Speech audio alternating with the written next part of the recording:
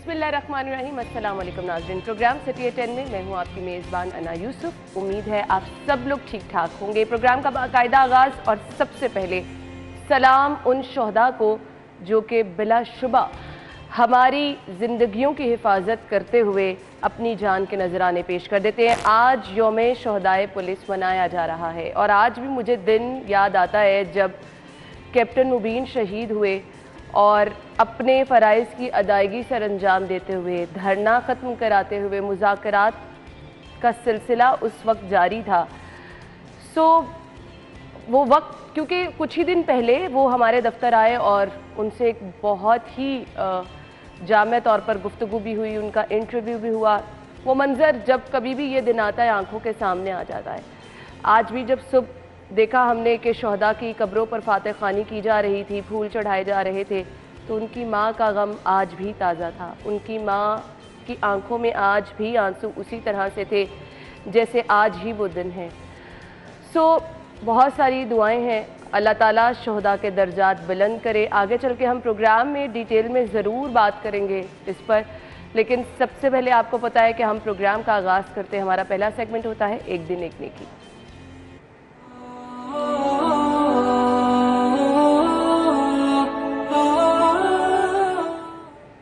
आज का पैगाम क्या है, आप तक पहुंचाएंगे। नहमदुहु व नसल्ली अला रसूलिहिल करीम, अम्मा बाद। आज का मेरा पैगाम ये है, आदमी अपने दिल को कैसे ज़िंदा रख सकता है, दिल कैसे ज़िंदा रह सकता है। तो उसके लिए एक अमल तो ये है, कुरान मजीद की तिलावत गौर व फ़िक्र से किया करें। रातों को जागना सीख लें, अच्छे अखलाक अपनाने की कोशिश किया करें। इस अमल की वजह से अल्लाह आपके दिल को ज़िंदा कर देगा। जैसे कि रसूल अकरम सल्लल्लाहु अलैहि वसल्लम ने इरशाद फरमाया, अला इन्न फिल जसदी मुज़ग़ा, इंसान के जिस्म में एक गोश्त का लोथड़ा है, जब वो सही हो जाता है सारा का सारा इंसान ठीक हो जाता है। अगर वो ख़राब हो जाए तो सारा का सारा इंसान ख़राब हो जाता है, वो है दिल। इसलिए मेरे भाइयों, अल्लाह का ज़िक्र किया करो, मौत को याद किया करो। अल्लाह आपके दिल को ज़िंदा रखेंगे। अल्लाह मुझे भी आपको भी इस पर अमल करने की तौफ़ीक़ अता फ़रमाए। व आखिरु दावाना अनिल हम्दुलिल्लाहि रब्बिल आलमीन। आमीन सुम आमीन। आज का पैगाम आप तक पहुंचा दिया। आज की खबरें क्या हैं? सबसे पहली खबर है, यौम शहदाए पुलिस आज मनाया जा रहा है। पुलिस के जवानों की बेमिसाल कुर्बानियों को याद करने का दिन।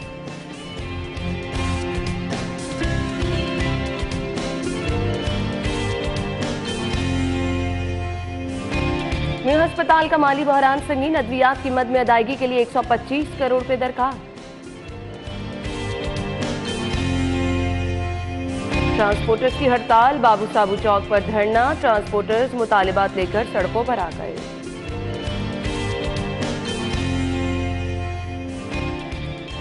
और अवामी सवारी भी किस तरह आवाम की पहुंच से दूर, ये भी बताएंगे आज के शो में। इनकी कीमतों को कम लाने की कोशिश करें और इनकी कीमतों पर बिकवाना शुरू करें। आम लोगों की जिंदगी आसान इस चीज से ये इसी से होगी और ये डॉलर का नीचे आना जो है ये पूरी इकॉनमी पे इफेक्ट करेगा। और पूरी इकॉनमी पे अच्छी खबर ये है कि जो कहा जा रहा था बैनुल अक़वामी सतह पे कि जी शायद पाकिस्तान डिफ़ॉल्ट कर जाए, खुदा न खास्ता, वो अब उस सिचुएशन से फाइनली हमारे प्रोग्राम का आगाज अच्छी खबर से हो ही गया। मैं तलाश करती थी आमिर भाई कि हम कुछ अच्छी चीज़ डिस्कस करें। पहली खबर की तरफ आ जाते हैं। यौम शहदाए पुलिस आज मनाया जा रहा है। जवानों की कुर्बानियाँ और हमारी जानों की हिफाजत करते हुए उनका मैदान में आ जाना। मैंने कैप्टन मुबीन की बात की, उनकी वालिदा को आज भी जब मैं देखती हूँ तो आप यकीन माने दिल खून के आंसू रोता है।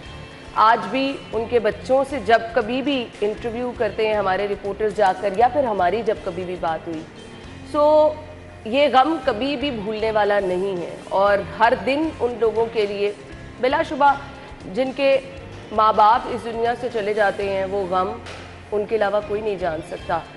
दर्जात शहीद के क्या हैं आप सभी लोग जानते हैं, माओ के हौसले क्या हैं आप सभी लोग जानते हैं, लेकिन आज का दिन एक बार फिर से इस गम को बहुत ताज़ा कर देता है। जी आमिर भाई। बहुत अच्छी एक रवायत पुलिस में शुरू हुई कि अपने शोहदा को भी उनकी याद में मनाई जाए और उनको रोल मॉडल या हीरो के तौर पे पेश किया जाए। ये इससे पहले नहीं होता था। हम हमेशा पुलिस को फिल्म हो, टीवी हो, अखबार हो, जितने मीडियम्स हैं या सोशल मीडिया हो, उसमें उनको नेगेटिव जो है पोर्ट्रे करते हैं। उनकी पॉजिटिविटी जो है उसको हम बिल्कुल सामने नहीं लाते हैं। लेकिन आपने सही बात कही कि जो शोहदा हैं उन्होंने अपनी जानें कुर्बान की हमारे लिए, शहरियों के लिए, और ये वो लोग हैं जो दिन रात काम कर रहे होते हैं। ठीक है, इनमें कुछ काली भिड़ें भी शामिल होंगी, कुछ ऐसे लोग भी होंगे जिनसे तंग भी होंगे, लेकिन अगर देखा जाए तो आपको जो कुछ ना कुछ अमन व अमान नज़र आता है उसके पीछे बिहाइंड पुलिस ज़रूर है। मतलब मैं आपको बताता हूँ, हमारी जिस सोसाइटी में हम रहते हैं वहाँ पर राहज़नी और डकैती की वारदातें बढ़ी। अब क्या हुआ कि अब डॉल्फिन के 2 स्क्वाड जो हैं वो गश्त भी करते हैं और खड़े भी होते हैं। उससे ये हुआ कि कम अज़ कम लोगों को लुटने का जो सिलसिला बहुत तेज़ी से बढ़ रहा था वो कम हो गया। खौफ तो है उसका कि वो ये सामने से रिएक्ट करेंगे, क्योंकि पब्लिक रिएक्ट नहीं कर सकती है और पुलिस ही कर सकती है।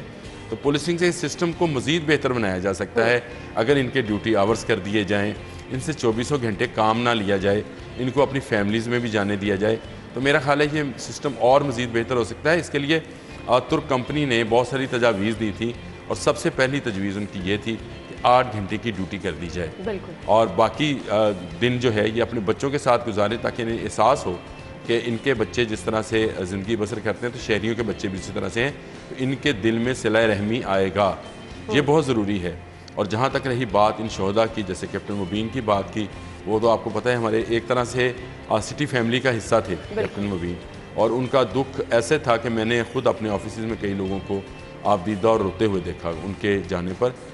इस तरह के शोहदा और भी हैं। आमिर भाई यकीन माने उनके वो अल्फाज कानों में घूमते हैं कि 1 या 2 दिन पहले उन्होंने हमारे ही चैनल के शो में कहा कि खुदारा किसी की जान जा सकती है आपके इस धरने की वजह से, किसी की ज़िंदगी दांव पर लग सकती है। और 2 दिन बाद ठीक क्या पता चल रहा है कि वो खुद अपने फ़राइज़ की अदायगी करते हुए, वो धरना ख़त्म कराते हुए, मुज़ाकरा वो इस जहाने फ़ानी शहीद जिंदा है जी, और उनकी जो वालदा हैं उनको अल्लाह सब्र जमील अता फरमाए, और उनके साथ साथ तमाम शोहदा, चाहे वो गिलगित बल्तिस्तान से लेकर कराची तक के पुलिस अफसरान हैं, पुलिस के सिपाही हैं और पुलिस के कांस्टेबल्स हैं, अल्लाह ताला उनको महफूज रखे और जो शहीद हुए हैं आमिर भाई हमारे उनके दर्जात की बुलंदी। मैं चाहती हूँ ज़रूर आप रोशनी डालें, दहशतगर्दी के बहुत बड़े बड़े वाक़यात हुए, तो पुलिस की कारकर्दगी कैसी रही?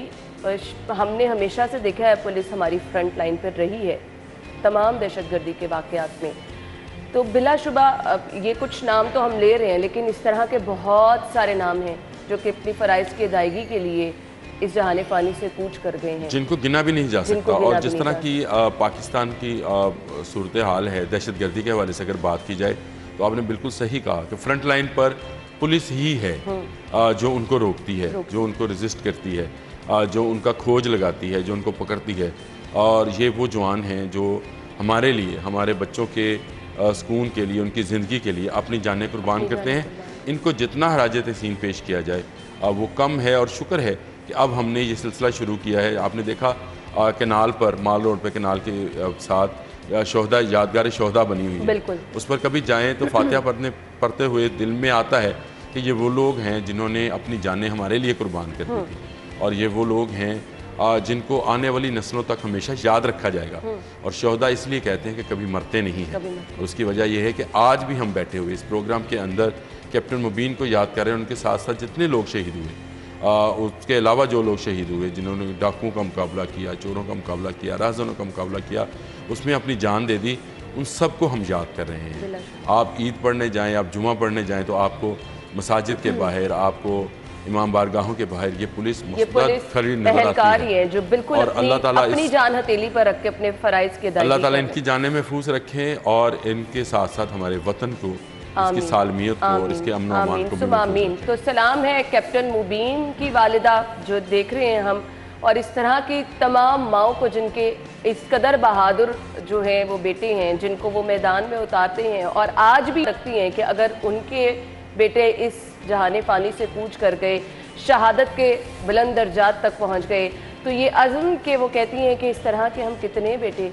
अपने मुल्क पर वार देने को तैयार हैं। बिलाशुबा ये अल्फाज कहना कोई आसान बात नहीं है, लेकिन सलाम पेश करते हैं उन माओं को जिनके बहादुर बेटे हैं ये, और जो आज भी ये जज्बा रखती हैं कि अगर उनके और भी बेटे अपने फ़राइज़ की अदायगी के लिए यहाँ से चले जाएंगे, शहीद का दर्जा पालेंगे, तो हमेशा ज़िंदा रहेंगे। बहुत सारी दुआएं हैं शोहदा के दर्जात की बुलंदी के लिए, अल्लाह पाक उनके दर्जात बुलंद करे।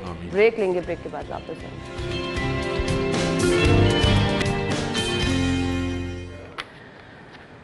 खुश आमदीद आपको एक बार फिर से कहेंगे। खबर हमारे पास है जी म्यू अस्पताल से। शहर का बड़ा अस्पताल है जहां रोज़ाना हज़ारों की तादाद में ना सिर्फ शहर से बल्कि शहर से ज़्यादा दूर दराज दूसरे शहरों से लोग आते हैं जी इलाज मुआलजे की सूरत हाल के लिए। सो यहाँ पर क्या है जी, अद्वियात की मद में अदायगी के लिए 125 करोड़ रुपए दरकार हैं। जी आमिर भाई, अब ये एक म्यू हॉस्पिटल की बात सिर्फ इसमें इस खबर के अंदर तो यही बिल्कुल है। आपने सही कहा। लेकिन आप मुझे ये बताएं आपके कि जनाजे भी यही हालात हैं, आपके जर्नल में भी यही हालात हैं, आपके हर सर्विसेज के यही हालात हैं, आपके हर उस हॉस्पिटल में जो कि गवर्नमेंट ऑपरेट करती है, जिसको टीचिंग हॉस्पिटल कहा जाता है, जो शहर में गंगाराम भी है, जिसमें कोई मुखय्यर हजरात अपना किरदार अगर वो कर दें तो उनकी मेहरबानी है। लेकिन गवर्नमेंट की जानिब से ये जो नेग्लिजेंस है, यही वजह है कि आप देखेंगे कि जो हॉस्पिटल से बाहर मेडिकल स्टोर्स हैं वो लाखों करोड़ों रुपए में खेलते हैं। उसकी वजह क्या है कि हॉस्पिटल के अंदर से आपको एक डिस्पोजेबल सिरिंज भी नहीं मुयसर होती। ऐसे ही है। वो भी आपसे कहा जाता है आप लेके आएँ। आप ब्लड देने, आप डोनेट करने जा रहे हैं तो वो जो बेचारा खून लेने वाला है उससे कहा जाता है जाओ पहले एक थैली लेके आओ बाहर से। ऐसे ही है, सही कह रहे हैं। बाहर से वो खरीदने के लिए भागता है, वहाँ से लेके आता है, महंगे दामों लिए होगी, जितनी उसकी कॉस्ट है मेरा ख्याल उससे डबल में उसके ख़रीदी होती है, क्योंकि उसको तो अपने जो मरीज़ है उसकी जान बचानी होती है। और ये अद्वियात का ना होना, मैं समझता हूँ कि अगर ये कहा जाए शेम ऑन गवर्नमेंट, तो ये भी गलत नहीं होगा। ये कोई भी गवर्नमेंट, मुझे इसमें किसी पॉलिटिकल पार्टी को नहीं लेना, लेकिन मसला ये है कि क्यों हमारे हॉस्पिटल्स में अद्वियात मुयस्सर नहीं है, क्यों हमारे हॉस्पिटल्स में तमाम वो इमरजेंसी इक्विपमेंट जो मौजूद होना समझ आती, हर दौरे हुकूमत में ये मसला रहता है, हर दौरे हुकूमत में ये मसला रहता है। हम इन्हीं लोगों को देखते हैं जब अपोजिशन में होते हैं, तनकीद कर रहे होते हैं कि सेहत सहूलियात नहीं दी जा रही, जो कोई भी आता है ये मसला। अब डॉक्टर यास्मीन राशिद आ गई ना, अब उनको नॉमिनेट कर दिया गया, अब पोर्टफोलियो आ जाएगा उनका भी। अभी भी आपको कुछ उम्मीद है? मैंने उम्मीद, मुझे तो किसी गवर्नमेंट से नहीं है। मैंने पहले कहा इसको पॉलिटिकल से हटकर देखा जाए तो हमारे हॉस्पिटल की तरफ किसी का कोई तवज्जो और ध्यान नहीं है। आप और वो इस तरह से होता है, कोई व्हीलचेयर नहीं मिलती है, लिफ्ट्स बंद पड़ी हैं, मरीजों का कोई पुरसाने हाल नहीं है ना। मेरे साथ अपने साथ एक ऐसा वाकया पेश आया जिस पे मैं खुद हैरान हूँ। मुझे मेरी सिस्टर का ऑपरेशन था, तो उन्होंने बहुत सारी अद्वियात लिखवा दी और उन्होंने कहा जी वो फलां स्टोर है, वहाँ से आपको मिल जाएंगी सारी की सारी। वो हम ले आए, ला के हमने वो अलमारी में रख दी और कहा जब ये ऑपरेशन डे होगा तो ये ले लेंगे हमसे। ऑपरेशन डे आया, सुबह के वक्त, सुबह अर्ली इन द मॉर्निंग वो ले गए सिस्टर को। ऑपरेशन हो गया, उनका पित्ते का ऑपरेशन था, वो हो गया, वो के वो वापस आ गए, चली गई।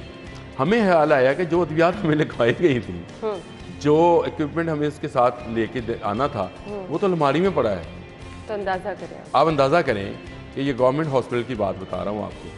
वो हमने निकाला, उसी स्टोर पे वापस के उसकी रसीद उसको दी और उसके पैसे ले लिए। ना किसी ने पूछा कि भाई वो आपसे कहा इतने मेडिसिन लिखवाई थी, एक लंबी फ्रिज थी जो मुझे थमाई गई थी कि जाके लेके आओ। और मरीज और बेचारा लवाहिकीन उस हालत में होते हैं, ना सवाल कर सकते हैं, वो लाके वो थैला उसी तरह पकड़ाते हैं। उसमें से कितनी इस्तेमाल हुई, कितनी आपने कभी देखा होगा, किसी ने पूछा होगा भाई मैंने इतनी ज़्यादा लाके दी। आमिर भाई, हम सब एक्सपीरियंस कर चुके हैं ना, उस वक्त आपकी सोच समझ मुझे लगता है जब कोई आपका प्यारा होता है ना। लेकिन ये देखें, मैंने आपको अपना ज़ाती वाक़या इसलिए बताया कि ये मेरे साथ पेश आया। इस हॉस्पिटल में सारी चीज़ें मौजूद होंगी, लेकिन बाहर से मंगवाने का मकसद क्या था, बाहर से क्यों मंगवाई गई और क्यों मंगवा कर फिर उनको रखा गया। मैंने रख लिया, अगर हम ना रखते उनको पकड़ा देते तो उन्होंने भी रख लेना था, सीधी सी बात है। और वो स्टोर, जिस स्टोर से हम खरीद के लाए थे, जो हमें बताया गया था कि ये जी सिर्फ उसी से मिलेंगे, ये ब्लेड है ये उसी से मिलते हैं, ये बला है, ये उसी से मिलेगी, ये फलां चीज़ें हैं। तो जब आप कहते हैं कि 3-4 चीज़ें उससे लेनी है तो बाकी भी आप इसी के लिए लिख दें, एक ही जगह से हम खरीद लेंगे। अच्छा, मुझे बहुत ये खबर पढ़ के परेशानी हुई है। जाहिद साहब ने खबर में की डिटेल में लिखा है जान बचाने वाली अद्वियात की किल्लत है।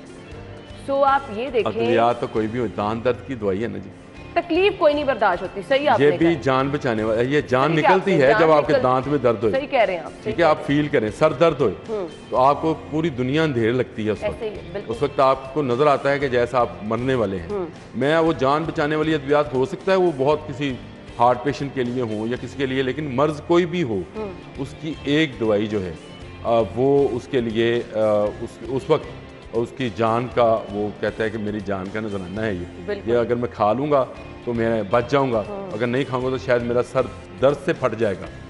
आप देखें कि पैनाडोल एक मामूली सी दवाई जो है उसकी शॉर्टेज कर दी जाती है, और उसकी शॉर्टेज इस तरह से की जाती है परेशानी है इतनी, और जिस मेडिकल स्टोर स्टोर्स पे चले में जाएं, कोई आपको ना नहीं दे मेडिकल रहा। स्टोर्स पे कहा जाता है कि अगर आप दूसरी अद्वियात खरीदेंगे तो आपको साथ में पैनाडोल का एक पत्ता भी मिल जाएगा, लेकिन एक ही पत्ता मिलेगा।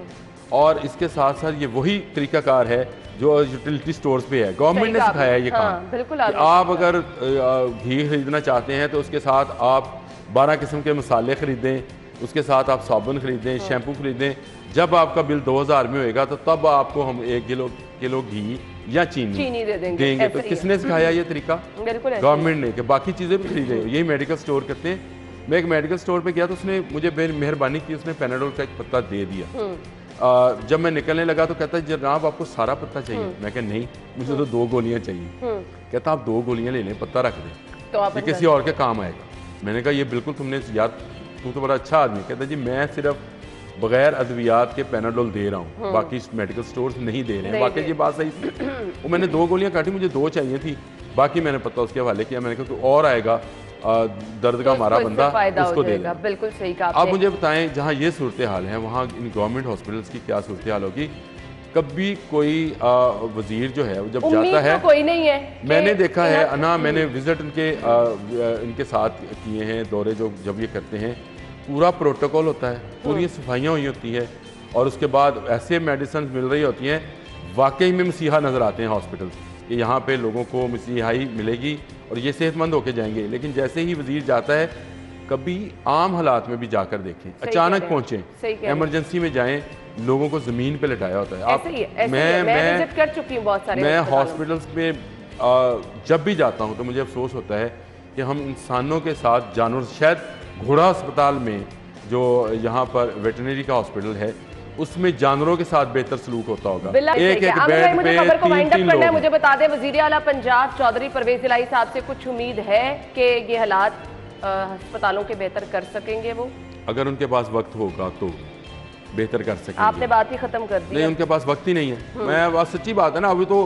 अगली खबर की तरफ आपने जाना है। मैं अच्छा, मतलब आप कह रहे हैं जान बचाने वाली अद्वियात नहीं है, अस्पतालों के हालात बुरे हैं, तो हमारे पास जस्टिफिकेशन क्या है? ये भी वज़ीर आला के पास वक्त नहीं है, ये भी चंद दिन जस्टिफिकेशन है। ये चंद दिन की हुकूमत है, चंद दिन की हुकूमत है। ये इलेक्शन होगा, फिर उसके बाद नई गवर्नमेंट आएगी जिसको 5 साल का मैंडेट मिलेगा, उसमें ये फैसले किए जा सकते हैं कि हमें हॉस्पिटल्स को किस तरह से बेहतर, लेकिन वो उस वक्त करेगा कोई नहीं। उस वक्त नए झंझट होते हैं, नई वजारतें होती हैं, नए लोग होते हैं, लोग सफर करें, नई गाड़ी चाहिए होती है वजीर को, नया प्रोटोकॉल चाहिए होता है वज़राए आला को।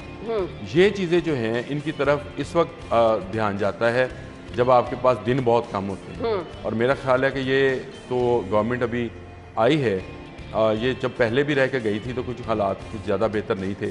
उसके बाद जो दूसरी गवर्नमेंट आई उसको टाइम ही नहीं मिला, उसने भी जो काम ज़रूरी थे वो किए, पूरी वजारतें भी नहीं दे सके थे। आखिरी दिन वजारतें दी, उसके बाद लोग जो हैं वो तितर बितर हो गए, गवर्नमेंट चली गई। अब मुझे नई गवर्नमेंट आ गई। अब कम से कम जनरल इलेक्शन तक, बल्कि उसके बाद तक भी लोगों को कोई सेहत सहूलत नहीं मिलने वाली है। अस्पतालों के हालात ऐसे रहेंगे, जहाँ MS नहीं है वहाँ MS नहीं होंगे, जहाँ पर मसाइल ही मसाइल है वहाँ ये सब ना। सबसे पहले तो सारे काम बंद करके, तो मैं समझता हूँ कि परवेज इलाही साहब को या पंजाब गवर्नमेंट को जो है वो पैसे जारी कर देने चाहिए जो इनको ज़रूरी है। ये फंड अगर आज जारी हो करने वाली बात ही नहीं है, इसमें तो इंतजार करना नहीं चाहिए। कराहते लोग नहीं देखे, एक जान गई तो समझे कि पूरी इंसानियत गई। ये तो हदीस से मुबारक है कि अगर आपने एक इंसान की जान ली तो समझे कि आपने इंसानियत की जान ली, तो उसकी जान का बदला जान है। तो ये जितने मरीज़ इन हालात में कि उनको अद्वियात नहीं मिलेंगे, अगर वो इतनी जान से अल्लाह ना करे गए, तो ये गवर्नमेंट पर आएगा। गवर्नमेंट के जो लोग हैं, जो हमारी रेड टेपिज़म है, जो हमारी ब्यूरोक्रेसी है, ये सारे का सारा उस पर मलबा जाएगा। वो अल्लाह के घर क्या हिसाब देंगे कि एक बुरा शख्स जो है बिलाशुबा बिल्कुल ठीक कह रहे हैं। तो रिक्वेस्ट है यहाँ पर जी, जितने भी मैं कहती हूँ जिम्मेदारान हैं, किसी का नाम नहीं ले रहे, किसी को ब्लेम नहीं कर रहे, सेहत सहूलियात आवाम की पहुँच में होना बहुत ज़रूरी है। किसी की जान चले जाना सिर्फ इस वजह से कि पैसे जारी नहीं किए गए, जबकि आप दीगर मनसूबों पर जितने मर्जी पैसे लगा रहे हैं, जहाँ आपका दिल चाह रहा है वहाँ आप पैसे लगा रहे हैं, आप गाड़ियाँ नहीं खरीद रहे हैं। सो इस मामले पर ज़रूर जो है फौरी तौर पर अमल दरामद होना चाहिए, ताकि हम लोगों की ज़िंदगियों को कम अज़ कम महफूज बना सके। ब्रेक के बाद वापस आएंगे। Stay with us.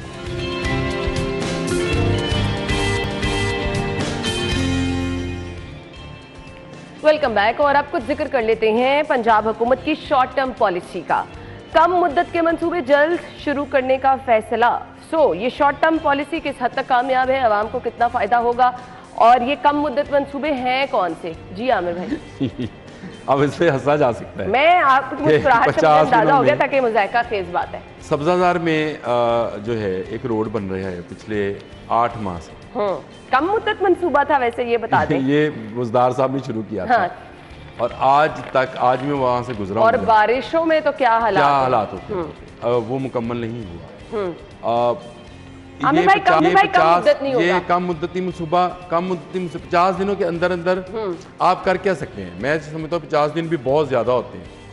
एक दिन के अंदर इंसान जो है वो एक शहर की, एक सूबे की तकदीर बदल सकता है। अगर आप एक दिन दें विल पे कि आप सिर्फ एक दिन में इंक्रोचमेंट का मसला हल करें, मैं देखता हूँ कैसे हल नहीं है। ऐसे ही अगर आप एक दिन ईमानदारी के साथ ये कहें कि शहर में बनने वाली तमाम गैर कानूनी जो सोसाइटीज़ हैं उनको कैंसिल कर दिया जाएगा और वहाँ पर दोबारा से ग्रीन एरिया बन जाएंगे, हो सकता है। लेकिन इसके लिए विल चाहिए। ये 50 दिन के जो मंसूबे हैं, ये आप सिर्फ दिखावे के मंसूबे बनाना चाहते हैं, या आप चाहते हैं कि काम हो ना। एक आने वाली हुकूमत दूसरी आने वाली हुकूमत के काम रोक देती है। तो ये 50 दिन के मंसूबे क्या होंगे? मंसूबा ये है कि सस्ता अनाज लोगों को कैसे मिले, सस्ता पेट्रोल लोगों को कैसे मिले, इस तरह के मंसूबे हैं। तो सस्ती बिजली कैसे मिले, लोगों को अमन और सुकून कैसे मिले, ये मंसूबे होने चाहिए। और ये 50 दिन के नहीं, लॉन्ग टर्म मंसूबे होने चाहिए। आने वाली भी हुकूमत उसको डिनाई ना कर सके। आप एक ऐसा काम शुरू करें जिसमें लोग ये चले 50 दिन में हम देखते हैं, आज का दिन गिन लेते हैं, 50 दिन में क्या तमाम सरकारी हॉस्पिटल्स के जो फंड का मसला है वो हल हो जाएगा? किसको बता रहे हैं कि 50 दिन का मंसूबे हम जल्द मंसूबे बनाना चाह रहे हैं? थोड़ी पढ़ के बता दूं, फलाही मंसूबों को तरजीह। ये फलाही मंसूबे कौन से, जरा रोशनी। मैंने हॉस्पिटल सबसे बड़ा फलाही मंसूबा होता है। हॉस्पिटल किसी भी मुल्क में, किसी शहर में, किसी स्टेट में सबसे बड़ा फलाही मंसूबा क्या होता है? बेशक कि वहाँ अद्वियात मैसर हो। इन 50 दिनों में हम देखेंगे कि वहाँ पे कितना इनकलाब आ जाएगा। बिल्कुल।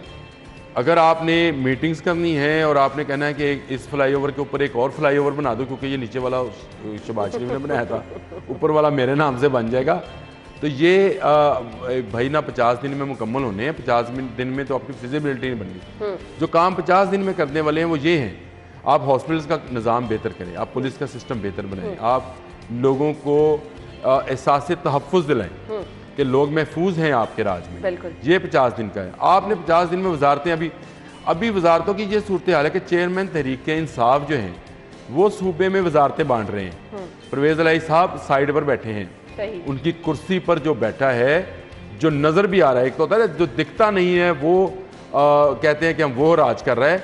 यहाँ पर तो आपकी कुर्सी पर बैठकर एक शख्स जो है या एक पार्टी का चेयरमैन जो है वो फैसले सादर फरमा रहा है। आप में और बुजदार में परवेज़ इलाही साहब कोई फ़र्क रहा नहीं है। और ये 50 दिन की बात, आप ये 50 दिन के लॉलीपॉप और टॉफ़ी जो है ये कहीं और बिक सकती है, अब ये पंजाब में नहीं बिकेगी। और ये लोगों ने देख लिया कि आपकी हैसियत क्या है। आप अपने अहलो अयाल के साथ ही, मतलब अहलो अयाल तो नहीं कहना चाहिए, आप अपने बेटे के साथ अपनी सीट पर भी नहीं बैठ सकते हैं। बिल्कुल सही। देखिए ये कैसे अफसोसनाक बात है कि मेरे सूबा जो पाकिस्तान का 63% है, उसका वज़ीर आला जो है वो गेस्ट सीट पर बैठा है, मेहमानों की नशिस्त पर बैठा है। और उसकी जो अपनी नशिस्त है, जो उसको इलेक्टेड मेंबर्स ने दी है, जिसको हम समझते हैं कि वैलिड है, जिसके लिए भाग दौड़ हुई, जिसके लिए भाग दौड़ हुई, आपने अपने घर में रखना डाला, आपने नाराजगियां मोल ली, उस सीट को आपने किसी और को पेश कर दिया या उसने आपसे छीन ली, ओहदा नहीं है। फिर उन्होंने कल खिताब किया वीडियो लिंक के जरिए जो आपके वजीर बनाए जाने हैं उनसे। अब ये तो मेरा ख्याल है कि बुज़दार सब कुछ उल्टा चल रहा है, उल्टी गंगा बुज़दार प्लस है, तो ये तो बुज़दार प्लस से भी ये बुज़दार मेरे ख्याल है इसको +2 कहेंगे, +3 कहेंगे, तो पता नहीं क्या कहेंगे। आमिर भाई, लेकिन एक बात है, जितनी तनकीद की गई जहां सियासी हलकों में, सोशल मीडिया पर, मुझे उसका कोई फीडबैक उस तरह से नजर नहीं आया, ना किसी पर इस बात का असर हुआ है। खैर, हमारे पास वक्त थोड़ा कम है, मैं चाहती हूँ अगली खबर भी डिस्कस कर लूँ, क्योंकि कुछ महंगाई और उससे जो जान छूटने वाली डॉलर की कीमत में फिर थोड़ी सी कमी हुई है। और इसके साथ मेरे पास सामने खुश आइंद खबर यह है, ऑल्दो सोना आप कोई खरीद नहीं सकता, लेकिन सोने की कीमतों में 10,000 रुपए की रिकॉर्ड कमी हुई है। लेकिन हमारी खबर यह है कि कीमतें बढ़ रही हैं मोटरसाइकिलों की भी। ये हालात बेहतर हो जाएंगे, डॉलर, सोना, पेट्रोल, गाड़ी, मोटरसाइकिलें। आमिर भाई, मुझे ओवरऑल मैंने आपसे कहा था कि गवर्नमेंट को अब चेक करना चाहिए कि प्राइसेस कहाँ, शुरू में बात यहाँ से की थी कि हमें चेक करना चाहिए कि कहाँ जो कंपनीज हैं वो कीमतों को बिला वजह बढ़ा रही हैं। सही, जब ये चेक हो जाएगा तो मेरा ख्याल ये कीमतें कम होना शुरू हो। चले जी, ये हमारे पास फीडबैक है, लेकिन वो कहते हैं ठंडी हवा का झोंका महसूस होना शुरू हुआ है कि कुछ अब बेहतरी आएगी, और इंशाल्लाह उम्मीद भी यही रखे। Thank you so much Aamir भाई, बहुत बहुत शुक्रिया। ब्रेक होगी, हेडलाइंस होंगी, फिर आते हैं शो में।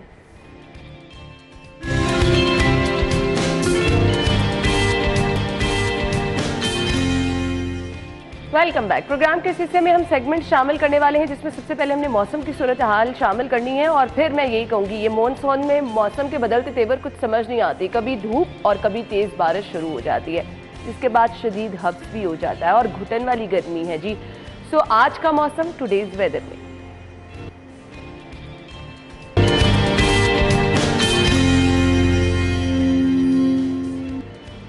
मायदा इस वक्त हमें बाहर से ज्वाइन कर रही हैं, कुछ मौसम की सूरत हाल हमारे साथ शेयर करेंगी। चलते हैं मायदा की तरफ। जी मायदा, बताइए किस तरह के हैं आज मौसम के तेवर? अभी तो बाहर कुछ गर्मी की शिद्दत महसूस हो रही थी जब सुबह हम आए, लेकिन वो धूप छाऊ वाला सिलसिला था। अभी का मौसम बताएं और प्रेडिक्शन भी बताएं क्या की गई है। अना, शहर के मौसम का अगर मैं आपको बताऊं तो शहर का मौसम बड़ा ख़तरनाक है। ख़तरनाक हम इस हवाले से इसको कह सकते हैं, एक सेकंड में जहां पे बादल हमें दिखाई देते हैं तो दूसरे टाइम में तेज़ धूप निकल आती है। अभी एक सेकंड पहले अगर आप मुझे ज्वाइन कर लेती तो यहाँ पर बादल जो थे वो बड़े प्यारे लग रहे थे और ठंडी हवा चल रही थी, तो वो बड़ा एक अच्छा मंजर पेश कर रहे थे। लेकिन अभी वो एक सेकेंड गुजरा नहीं है तो तेज़ धूप निकल आई है, जिसके बायस यहाँ पर तेज़ धूप में आप मेरे ऊपर भी देख सकती है धूप पड़ रही है, तो यहाँ पे खड़े होना जो है ना वो महाल है। तो इसी तरह से कभी धूप आ रही है, कभी बादल आ जाते हैं, क्योंकि ये मानसून का मौसम है। इसी तरह से ओवरऑल मौसम रिकॉर्ड किया जा रहा है, लेकिन बारिशें भी, उनका भी पता नहीं चलता। बारिशों के इम्कानात जाहिर किए जाते हैं, लेकिन बरसती वो अपनी मर्जी से ही हैं।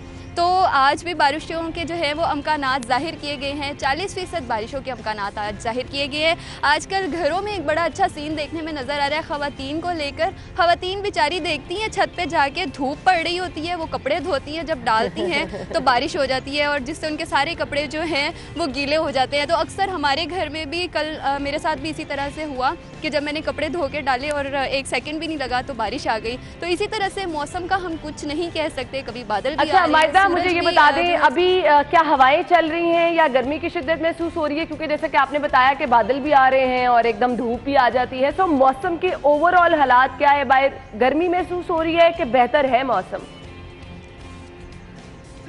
अला, अभी जो इस टाइम है ना 2 किलोमीटर फी घंटा की रफ्तार से हवाएं चल रही हैं, लेकिन ये जब हवाएं चलती हैं तो थोड़ा सा जो है वो मौसम में बेहतरी आती है, लेकिन उसी के साथ साथ धूप जो है वो काफ़ी टाइम से देखी जा रही है। बादल तो कभी कभी आ रहे हैं बीच में, लेकिन मौजूदा दर्जा हरारत इस टाइम जो रिकॉर्ड किया जा रहा है वो 30 रिकॉर्ड किया जा रहा है, लेकिन फील उसकी ऐसी है कि 40 to 45 जैसा टेम्परेचर जो है वो रिकॉर्ड किया जा रहा है। सही, थैंक यू सो मच। मायदा हमारे साथ मौजूद थी, बाहर से इस वक्त मौसम की सूरत हाल बता रही थी। और एग्जैक्टली ऐसे होता है कि जब दफ्तर के लिए निकल रही हूँ तो बादल बादल महसूस हो रहे थे और बाहर निकलते ही आपको पता चला जी धूप ही है, और शाम में आपको क्या पता चल रहा है, तेज़ बारिश होना शुरू हो गई है। सो मानसून में ये सब चीज़ें चलती रहती हैं।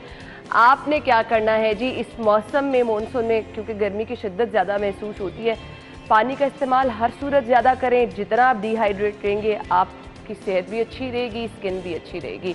सो आगे चलते हैं। जब हम हेल्दी रहने की बात करते हैं तो सेगमेंट है हमारा today's healthy tip.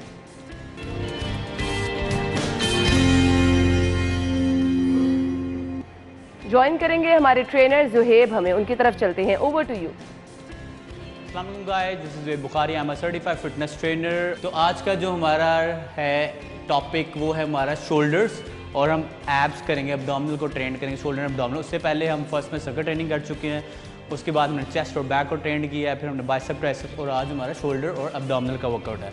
Okay, start with warm up. Warm up start करेंगे विद जंपिंग जैक्स। शाबाश।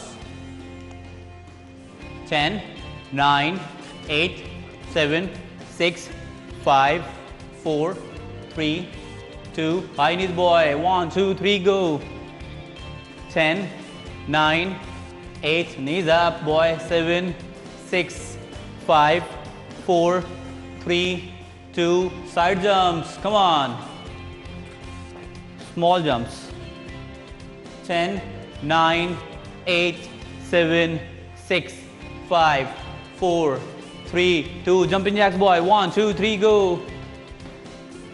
10, 9, 8, 7, 6, 5, 4, 3, 2 and 1. ओके, एक्सरसाइज स्टार्ट करेंगे। वार्म अप था ये हमारा, हम एक्सरसाइज स्टार्ट करेंगे अपनी आज की, जो कि है shoulder and abdominal. Okay, lift करेंगे वेट्स, डंबल्स, शोल्डर प्रेस से स्टार्ट करेंगे। ओके, वेरी गुड, शाबाश। रिलैक्स करें बॉडी को, just focus on your shoulder. This shoulder press, इसके अंदर हमारे शोल्डर के 3 मसल इन्वॉल्व हो रहे हैं, interior front shoulder, medial centre वाला and posterior back shoulder. Very good, शाबाश। 10 रैप्स करेंगे। 10, relax your neck boy, relax your neck. 5, 4, 3, 2 and 1। Okay, इसके साथ कार्डियो ऐड करेंगे, जंपिंग जैक। शाबाश। 1, 2, 3, गो। 10, 9, 8, 7, 6, 5, 4, 3, 2 एंड 1। ओके, जैसा कि आपको बताया था कि शोल्डर से हम एब्डोमिनल ट्रेन करेंगे। So abdominal simple crunches boy. शाबाश Jawad. Simple crunch basics, lock your neck muscle, chin upward. Very good, शाबाश। 10 सेकंड्स के लिए करेंगे। 10, 9, 10 रैप्स करेंगे। 8, 7, 6, 5, 4, 3, 2 and 1. Okay, stand up. Jumping jacks again. Shabash. Come on. 1, 2, 3 and go. कोशिश करें resting time minimum करें। If you are a beginner you can take rest, और अगर आप रेगुलर एक्सरसाइज करें तो कोशिश करें रेस्टिंग टाइम जितना कम होगा आपके कैलोरी एक्सपेंडिचर उतना ज़्यादा होगा। शाबाश। 5, 4, 3, 2 and 1. ओके जवाब। नेक्स्ट शोल्डर की एक्सरसाइज करेंगे। फ्रंट पे आ जाएं। नेक्स्ट शोल्डर की एक्सरसाइज है हमारी dumbbell lateral raise for a medial deltoid. शाबाश शाबाश। 10 रैप्स करेंगे। 10, 9, 8, 7, 6। शाबाश। रिलैक्स और नेक मसल को रिलैक्स करें, इसकी कोई गलती नहीं है। 5, 4, 3, 2 and 1. Okay again cardio high knees, because high intensity workout है, इंटरवल ट्रेनिंग्स कर रहे हैं। इसके अंदर इंटरवल ट्रेनिंग में दोबारा रिपीट कर दूँ, ऐसे हर एपिसोड में बता रहा हूँ कि वेट ट्रेनिंग के साथ हम कार्डियो ऐड कर रहे हैं इंटरवल ट्रेनिंग में। 5, 4, 3, 2 and 1. ओके एब्डोमिनल पे आ जाएंगे वापस। Come on. लेग रेस करेंगे this time. Hands under your hip, support your lower back ताकि लोअर बैक पे लोड ना आए। Leg straight maximum close to the floor, then up, नीचे, देन शाबाश। 10 रैप्स करेंगे। जितनी भी एक्सरसाइज है जैसे इनको हमने 3 टाइम रिपीट करना है, बिकॉज हमारा टाइम कम है इसलिए हम एक दफ़ा ही रिपीट कर रहे हैं। तो इस सेगमेंट को आपने 3 दफ़ा रिपीट करना है। ब्रेक कर करके कर सकते हो, अगर आपका स्टेमिना और इंड्योरेंस बेहतर है तो आप रेस्टिंग टाइम कम के साथ भी कर सकते हो। 5, 4, 3, 2 and 1. Stand up boy. Okay mountain climbers करेंगे जो आज कार्डियो माउंटेन क्लाइंबर्स ऐड करेंगे। 1, 2, 3 and go for 10 seconds. 10, 9, 8, 7, 6, 5, 4, 3, 2. Stand up. शाबाश। ओके नेक्स्ट एक्सरसाइज शोल्डर की डंबल फ्रंट रेस। फ्रंट पे उठाएंगे। This is for your front shoulder. Front shoulder की exercise है इंटीरियर डेल्टॉइड फ्रंट मसल। शाबाश। Shoulder को deltoid बोलते हैं, फ्रंट मसल को इंटीरियर डेल्टॉइड, साइड को मीडियल, बैक को पोस्टीरियर डेल्टॉइड। शाबाश, वेरी गुड, शाबाश। अच्छा, इसमें जो बहुत से लोग मिस्टेक करते हैं तो जवाब स्लाइटली करने की कोशिश कर रहा है लेकिन कर नहीं रहा कि ट्रैप्स को, शोल्डर कॉलर मसल को, उसको आप कॉलर मसल कहते हैं, ट्रैप्स को, ट्रेपीजियस को अननेसेसरी यूज़ करते हैं। ट्रैप्स की एक्सरसाइज नहीं है, जस्ट से इंटीरियर डेल्टॉइड की एक्सरसाइज है। कोशिश करें जब भी एक्सरसाइज करें फोकस उसी मसल पे रखें जिसके आप एक्सरसाइज कर रहे हो। उससे क्या होगा, आपके मसल की ग्रोथ बेहतर हो जाएगी। शाबाश, 5 4 3 2 1 मोर बॉय and 1, शाबाश। Okay, cardio gain, 1 2 3 side jumps, come on, forward, come forward, little come forward, शाबाश। 10 9 8 7 6 5 4 3 2 and 1। Okay, next exercise cycling करेंगे। हैंड्स के नीचे, स्टार्ट साइकिलिंग, हैंड्स के नीचे, स्टार्ट साइकिलिंग, वेरी गुड, शाबाश। फुल एक्सटेंशन देंगे लेग्स को, वेरी गुड, शाबाश। 10 9 8 7 6 5 4 3 2 and 1। ओके, स्विच करेंगे, अब्डोमिनल वर्कआउट, प्लैंक पे जाएंगे, शाबाश। 1 2 3 होल्ड फॉर 10 सेकेंड बॉय, नीचे, back straight, slightly up, up, मोर up, fine. Okay, 10 9 inhale exhale, breathing, सांस नहीं रोकना। 10 9 8 7 6 5 4 3 2 and 1। Stand up, jumping jacks boy, come on, 1 2 3 go, 10 9, come on, 8, तभी ठीक है? yes. कितने फिंगर्स हैं? 2, शाबाश, ठीक हो आप। 5 4 3 2 and 1। ओके, लास्ट एक्सरसाइज मुझे कर दें शोल्डर की डंबल श्रग्स। जस्ट लिफ्ट करोगे, elevation and depression, up and down, शाबाश, गुड। इसको 10 टाइम रिपीट करेंगे। कोशिश करें श्रग्स करते हुए वेट थोड़ा सा हैवी लिफ्ट करें, बिकॉज ये आपका मसल, ट्रैप्स मसल जो है इतना कैपेबल होता है कि हैवी उठा सके। चैलेंज करना है, बेसिक मकसद क्या एक्सरसाइज का, चैलेंज करना बॉडी को। लेकिन अगर आपकी इंजरी है कोई तो आपने चैलेंज नहीं करना बॉडी को, आपने सेफ जोन में रहना है। 5 4 3 2 and 1। Okay, fine. Last exercise मुझे कर दें। ओके, जंपिंग जैक्स करना है, शाबाश। 10 रैप्स जस्ट। 10 9 8 7 6 5 4 3 2 and 1। ओके, थोड़ा थोड़ा बॉडी को स्ट्रेच करें, रिलैक्स करें। तो ये था हमारा आज का segment. Thank you so much, इंशाल्लाह सी यू अगेन।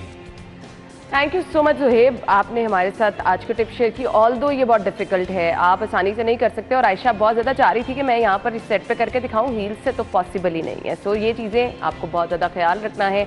फिट आप तभी रहेंगे जब आप बहुत ज़्यादा अपने आप को टाइम देंगे, और ये बहुत ज़रूरी है। तो कहते हैं ना, जान है तो जहान है। सो सबसे ज़्यादा टाइम अपनी सेहत को दें, तंदुरुस्ती है तो आप सब कुछ कर सकेंगे। वापस आते हैं एक ब्रेक के बाद।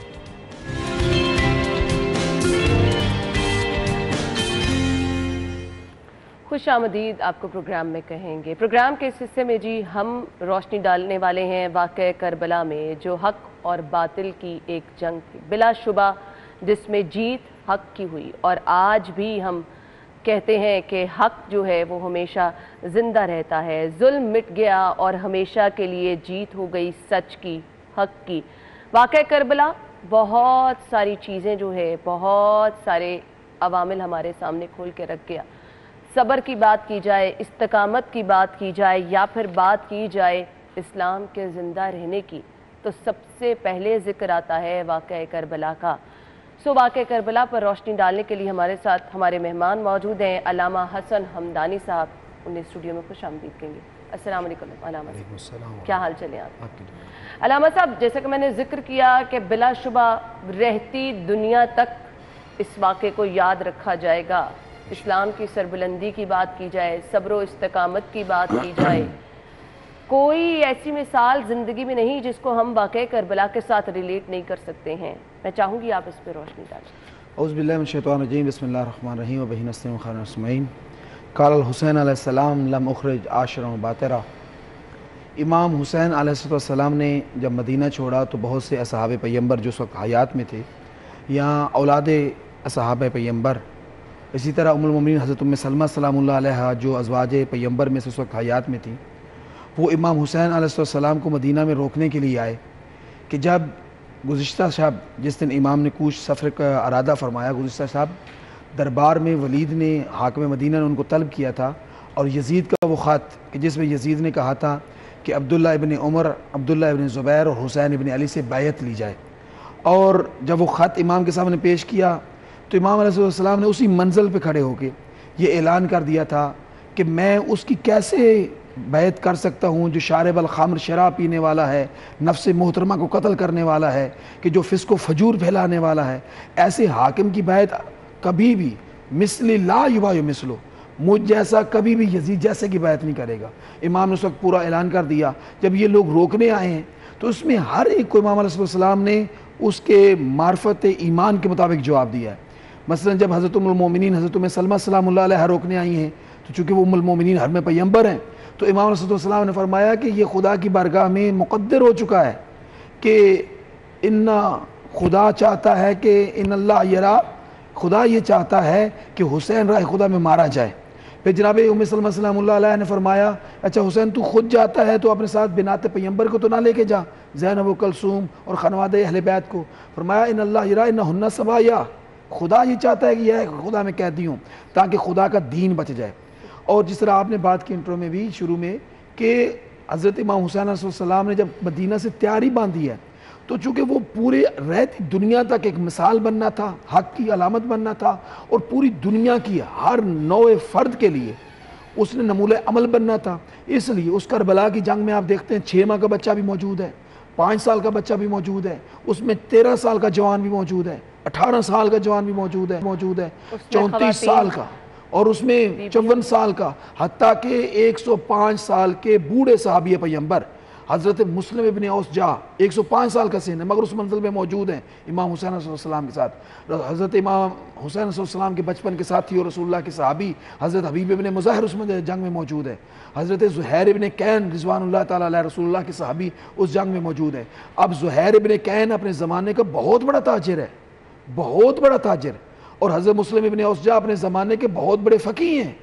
और हज़रत हबीब ने मुज़ाहिर जिनको इमाम अलैहिस्सलाम ने ख़त लिख के करबला बुलाया है, हबीब ने मुज़ाहिर के लिए लिखा ये है कि मेरा ख़त हुसैन इब्न अली, हुसैन इब्न फ़ातिमा का ख़त एक रजुल फ़क़ीह की तरफ, यानी जो कूफा में रहते हुए फ़िक़्ह के मामलात को हल करता है, जो काजी है, उसकी तरफ मेरा ख़त। और फिर वहाँ से हबीब ने मुज़ाहिर बुलाया। और जिस तरह आपने बात की कि मस्तूरात की भी उसी तरह से कि 4 साल की बच्ची भी मौजूद है, 54 साल की जनाब सानिया ज़हरा भी मौजूद है, 18 साल की हुसैन की बेटी फ़ातिमा कुबरा भी मौजूद है, उसमें अज़वाज अमीरुल मोमिनीन भी मौजूद हैं, उनमें बिन्नात अमीरुल मोमिनीन भी मौजूद हैं, यानी मौला अली की बेटियां हैं, मौला अली के अज़वाज हैं, इमाम हसन की औलाद मौजूद है, आले जाफ़र मौजूद है, आले अकील मौजूद है। अच्छा फ़कत ये नहीं है बल्कि कनीज़े भी मौजूद हैं, ग़ुलाम भी मौजूद है। फिर हर एक उस बंदे का इंतखाब कर करके वहाँ पर लाया गया है कि जो रहती दुनिया तक की उसवा बनेगा। मसलन वहाँ पे एक ग़ुलाम है कि जो हज़रत अबू ज़र गफ़ारी साहबी पैगम्बर का ग़ुलाम था। जब हज़रत अबू ज़र गफ़ारी रिज़वानुल्लाह ताला अलैह का इंतकाल हो जाता है तो उसके बाद वो इमाम हसन के पास आ जाते हैं, और उसके बाद फिर जब इमाम हसन अलैहिस्सलाम शहीद होते हैं तो इमाम हुसैन के पास हज़रत जौन, वो जौन का करबला की तारीख़ में आप उनका किरदार देखें तो इंसान की अकल दंग रह जाती कि एक ग़ुलाम, एक हबशी, कि जब जहाँ पे जिनकी इज़्ज़त न थी, लेकिन उसका दर्जा ये है कि जब दफनाने के लिए बनी असद के लोग आए हैं तो इमाम सज्जाद भी इजाज़ इमामत से आए तो उन्होंने पूछा कि ये हबशी है और इसके जिस्म से खुशबू आ रही है।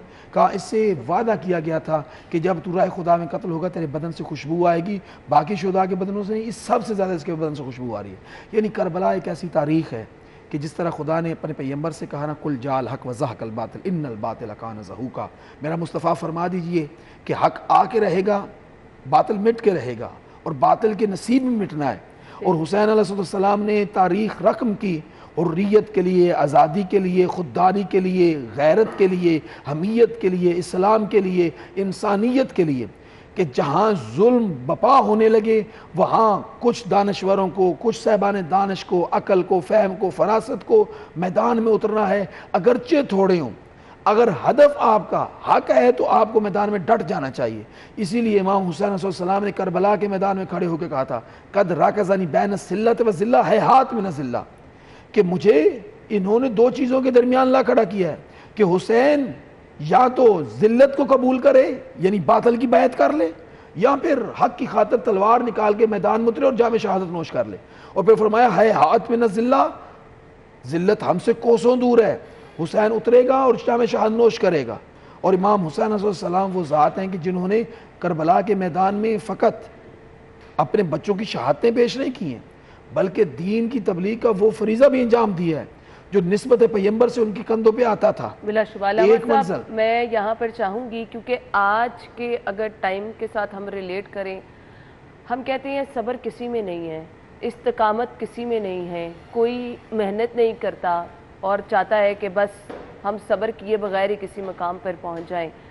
सो हम आज की दुनिया के साथ अगर रिलेट करें तो मैं चाहूँगी ये सब्र इस्तिकामत की मिसाल जो हमने करबला के मैदान में देखी, उस पर भी रोशनी डाल दीजिएगा।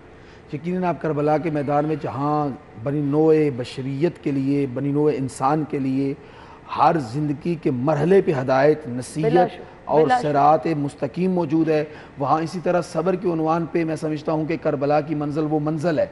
आप देखते हैं कि मिना में भी एक मंजिल थी कि जब हज़रत इब्राहीम अलैहिस्सलाम हज़रत इस्माईल अलैहिस्सलाम को लेके मिना की तरफ जा रहे थे और हदफ क्या था, रज़ाए परवरदिगार, तो हज़रत इस्माईल अलैहिस्सलाम ने फरमाया था कि बाबा जान आप मुझे इंशाल्लाह साबिरीन में पाएंगे।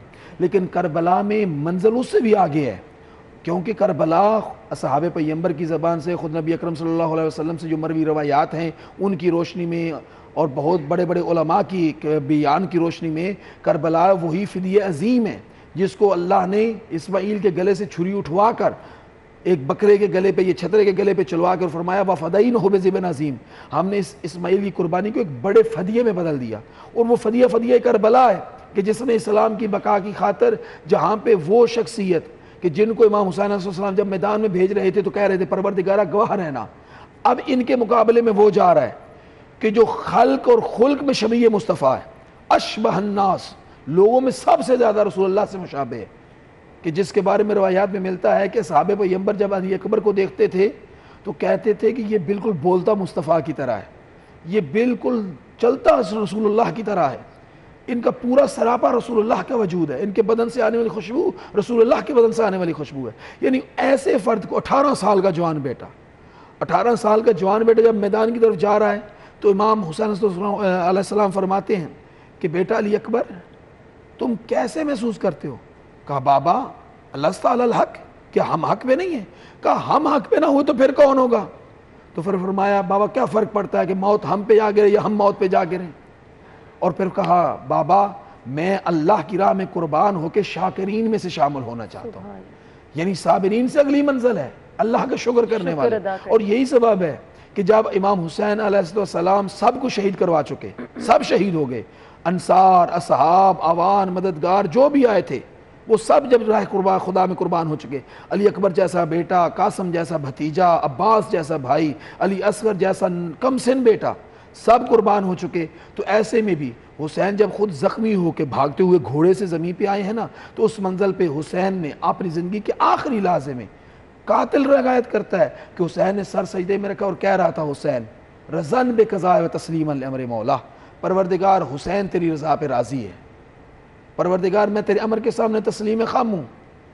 गोया के हाथर से भी खुदा की आवाज़ नदाए कुरानी आ रही थी, या अय्यतुहल नफ्सुल मुतमइन्ना इरजिई इला रब्बिक रादियतम मर्ज़िया, ए नफ्स मुतमइन्ना आ अपने रब की तरफ पलट आ, इस हालत में कि तेरा अल्लाह तुझसे राज़ी है और तू अपने परवरदिगार से राज़ी है।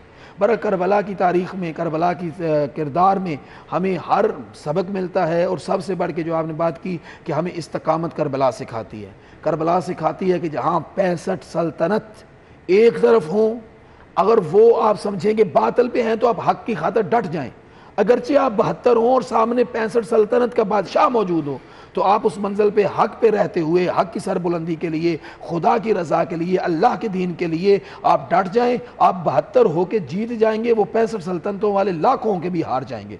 और आज यही है कि करबला जीत गई, हुसैनियत जीत गई, यजीदियत हार गई। यानी हुसैन और यजीद किरदार नहीं है, हुसैनियत और यजीदियत किरदार है।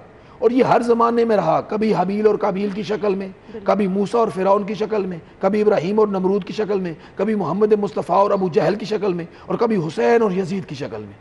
अब इंसानियत के लिए भी अल्लाह यही कहता है, अल्लाह वलियुल्लज़ीना आमनू युख़रिजुहुम मिनज़्ज़ुलुमाति इला नूर, कि अल्लाह वली है सेबान ईमान का, कि जो उनको जुल्मतों से निकाल के नूर में ले आता है।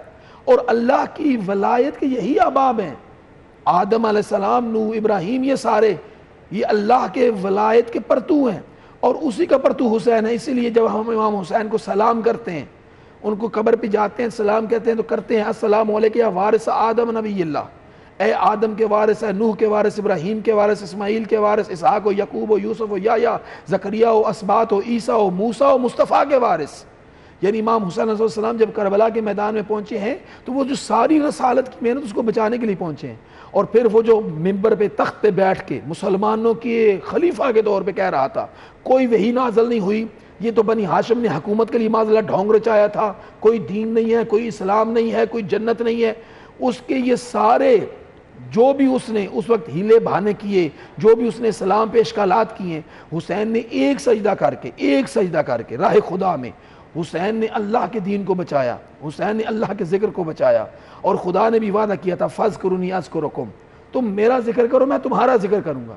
और आज चार तांगे आलम में बिला तफरीक रंग व नस्ल, बिला तफरीक मजहब व फ़िरका, हर कोई हुसैनियत के साथ खड़ा है, हुसैन के साथ खड़ा है। आज जब हुसैन का दिन आएगा तो हुसैन की मरकज़ अतहर पर करोड़ों इंसान, लाखों इंसान होंगे जो बिलवास्ता या बिला वास्ता हुसैन की तरफ रुजू कर रहे होंगे, और सब कह रहे होंगे हुसैन तू करबला में उस वक्त अकेला था, लेकिन लब्बैक या हुसैन, आज हुसैन हम तेरे साथ। बिलाशुबा अल्लामा साहब, मैं चाहूँगी करबला के मैदान में हमने एक बड़ी आला मिसाल देखी। वक्त जैसा भी मुश्किल था, नमाज की अदायगी नहीं। आज हम कहते हैं कि वक्त नहीं है, आज हम कहते हैं फ़लाँ मसरूफियत है, आज हम कहते हैं कि मौसम की सख्ती है।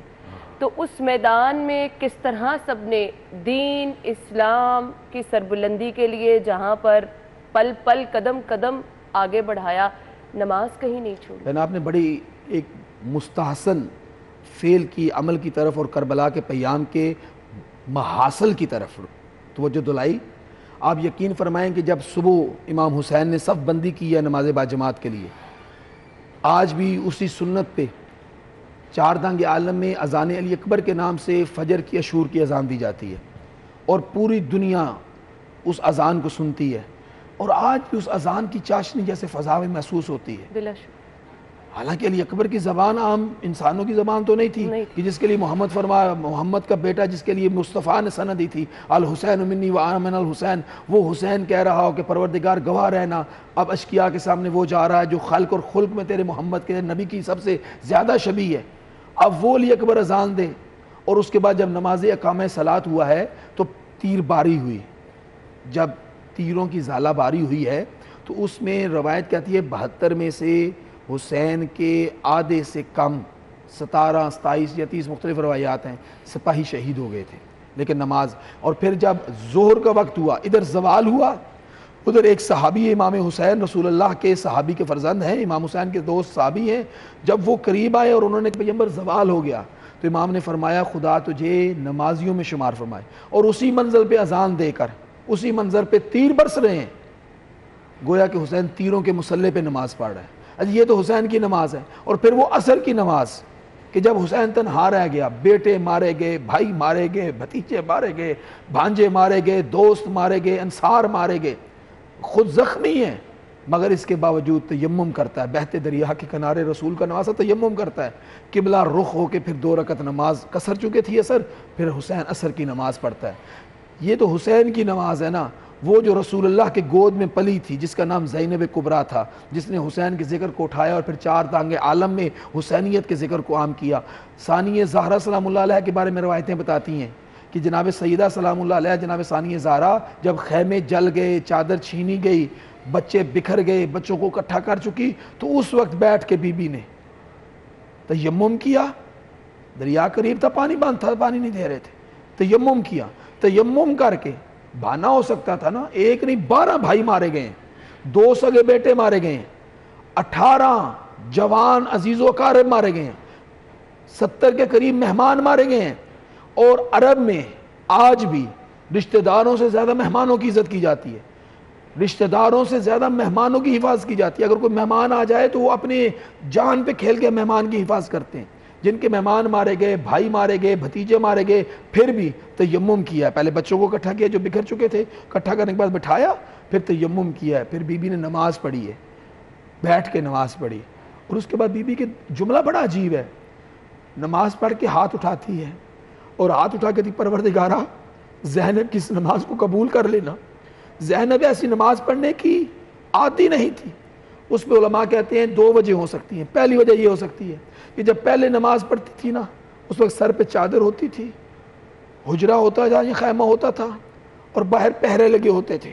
और आज जब नमाज पढ़ रही है, पहरे देने वाले मर गए हैं, कत्ल कर दिए गए हैं, खैमे जल गए हैं, चादर छीन ली गई है। आज खाके करबला की चादर में लिपट के चुके नमाज पढ़ रही है, इसलिए कह रही है आज ऐसी नमाज पढ़ी, पहले ऐसे कभी न पढ़ी थी, या पहले खड़े होके पढ़ती थी और आज बैठ के नमाज पढ़ रही है। तो ये वो पैगाम है जो नमाज की चाह में याद दिलाता है कि कोई भी वक्त हो, कोई भी हालात हो, अल्लाह के हुजूर ज़रूर तमाम करबला के वो लोग जिन्होंने हक और बातिल की जंग में अपनी जानें तक दे दी, नमाज की अदायगी से पीछे नहीं हटे। यहीं से गुफ्तगू का सिलसिला आगे बढ़ाएंगे, ब्रेक के बाद आते हैं।